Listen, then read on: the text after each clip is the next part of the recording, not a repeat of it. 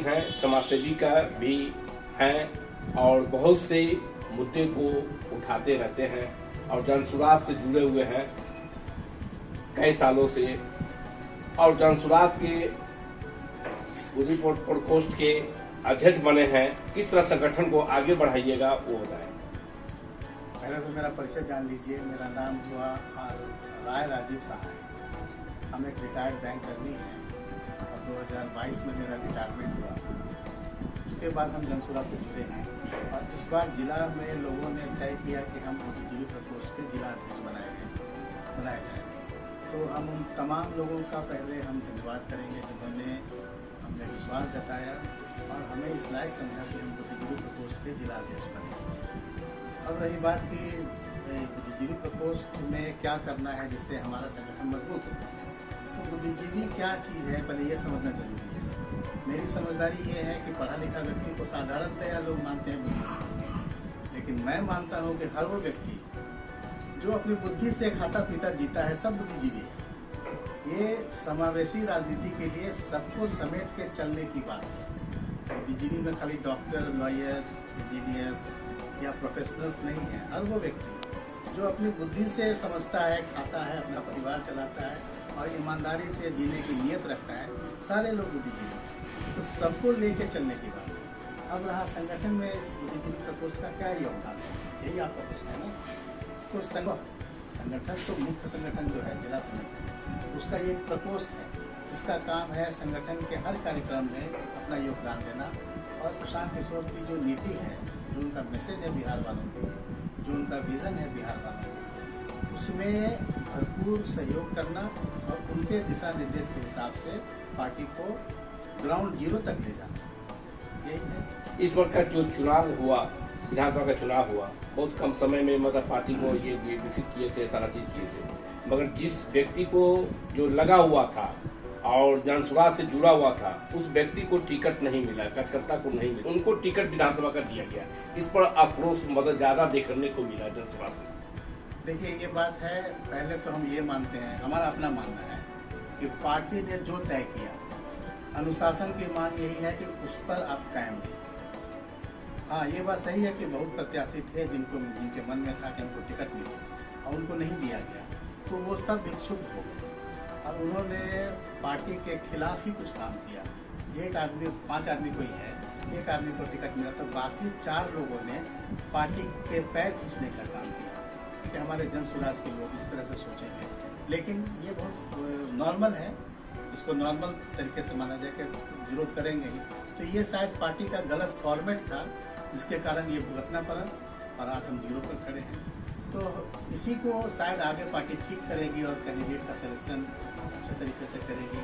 दूसरी बात यह थी कि जो विक्षुब्ध हुए उनको शीर्ष नेतृत्व में ऐसा कोई नहीं था जो उनको मनाए। हर पार्टी में शीर्ष नेतृत्व में कुछ नेता ऐसे रहते हैं जो उन विक्षुब्धों को मिलाने का काम करते हैं, जिनको उनके कंधे पर हाथ रखना, उनको समझाना कि आने वाले समय में आपको पार्टी की तरफ से सम्मान दिया जाएगा। वैसा हमारे नेतृत्व में कमी थी। इस कमी को हम लोगों ने बहुत शालीनता से स्वीकार किया है और हम चाहते हैं कि आने वाले वक्त में ये कमी न रहे हमारी पार्टी में, लोग मिलजुल के काम करें, क्योंकि ये डेमोक्रेसी है, पार्टिसिपेटिव पॉलिटिक्स है, समावेशी राजनीति करने। ये भी देखने को मिला कि जब कुछ विधानसभा के चुनाव में ये देखने हुए जो वोट आया, किसी को 20% आया, किसी को 30% आया, किसी को 15% आया, और विपक्ष के जो उम्मीदवार थे, बहुत से सत्ता पक्ष के भी मतलब कि जो से उम्मीदवार थे, वो हराने का भी काम किए हैं। मतलब जनसुराज के वोट काट देने से अदर को मतलब कि इफेक्ट पड़ा है। लोग अभी भी लोग देखिए, ये राजनीति में तो होता ही है कि हमारे विपक्ष में जो लोग खड़े हैं वो हमारे पक्ष की बात तो नहीं करेंगे, हमारा वोट काटेंगे। तो हमारे अपने लोगों ने जो मेरा साथ छोड़ा, हमारे लिए दुख का विषय वही है। हम आज भी अपने उन तमाम लोगों से, आप लोग के चैनल के माध्यम से अपने उन तमाम साथियों को फिर से आग्रह करेंगे, है उनको, लेकिन हमारे जनसुराज में लौटिए, आपका स्वागत है और ये आपकी ही पार्टी है, आप लोग फिर से आइए, इसको मजबूत क्या लगता है कि अगले मतलब कि जो है लोकसभा के लिए तैयारी पूरे जोर तोड़ से मतलब कि अभी पार्टी ने संगठन तैयार किया है। इसका उद्देश्य है कि हम लोग लोकसभा इलेक्शन में भी अपने प्रेजेंस को रखेंगे, उनके साथ वोट में जाएंगे और पार्टी को उसमें देखेंगे निर्देश कैसा आता है। लेकिन ये इस समय पार्टी का बनना और जोड़ तोड़ से ग्राउंड जीरो तक ले जाने का जो मुहिम है, इसका उद्देश्य तो पंचायत इलेक्शन और एमपी इलेक्शन भी है। तो सीनियर सिटीजन लोग जो भी है जुड़ना चाह रहे हैं, जनसुराज से जो जुड़ना चाह रहे हैं, उनसे क्या अपील करिएंगे? अपील करेंगे कि आप अपने विवेक का इस्तेमाल कीजिए, आज के राजनीतिक परिदृश्य पर ध्यान रखिए और देखिए कि बिहार में किसकी ज़रूरत है, बिहार को क्या चाहिए।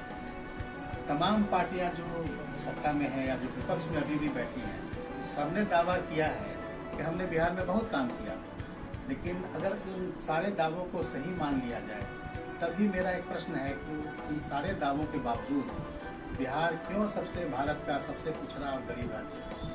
अगर तरक्की हुई उनके हिसाब से तो फिर पिछड़ा क्यों है? इसका मतलब कि उनके तरक्की करने के तरीके में कहीं खोट है।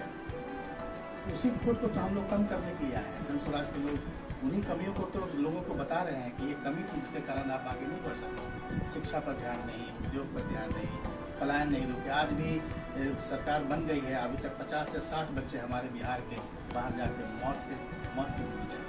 अभी जो लड़ाई हो रही है वो मतलब की जो से ईरान और अमेरिका और इजराइल में जो युद्ध छुड़ा हुआ है, तो पेट्रोल डीजल के लिए एलपीजी के मतलब की जो से लोग बहुत जगह मतलब दिक्कत उठा रहे हैं, लोग परेशानियां उठा रहे हैं। और कल से मतलब की जो है से बिजली का भी रेट अलग अलग होने जा रहा है, इस पर क्या कहेंगे? देखिए, आपने दो प्रश्न को मिला दिया।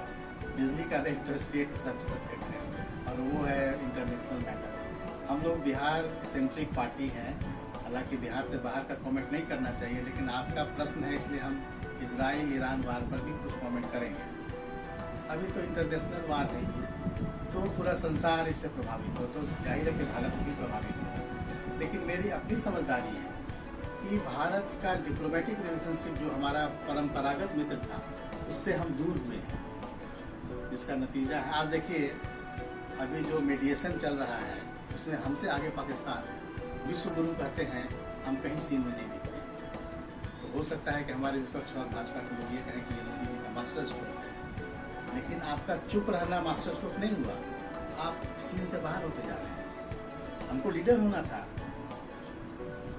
साउथ ईस्ट एशिया में हमको लीडर बनना था, लेकिन हम नहीं बन पाए। तो हमको लगता है कहीं डिप्लोमेटिक फेलियर है।